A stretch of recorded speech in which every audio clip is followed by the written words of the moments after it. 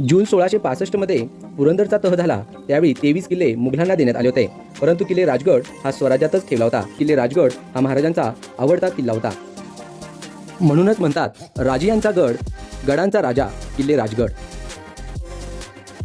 औरंगजेबाच्या हातावर तुरी देऊन छत्रपती शिवाजी महाराज 12 सप्टेंबर 1666 रोजी सुखरूप किल्ले राजगडावर पोहोचले होते.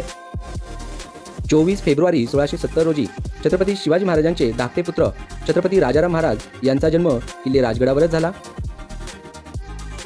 सन 1671 मध्ये शिवाजी महाराजांनी स्वराज्याची राजधानी राजगडावरून किल्ले रायगडावरती हलवली. 1703 मध्ये किल्ले राजगड काही काळ मुघलांच्या ताब्यात गेला होता. पुन्हा एकदा 1707 मध्ये किल्ले राजगड छत्रपती शाहू महाराजांच्या ताब्यामध्ये आला होता. किल्ले राजगडच्या आठवणी मनात साठवून, इतिहास मनात साठवून किल्ला उतरण्यास सुरुवात केली. आपण ही व्हिडिओ इथे थांबवत आहोत. जय जिजाऊ, जय शिवराय, जय शंभूराजे.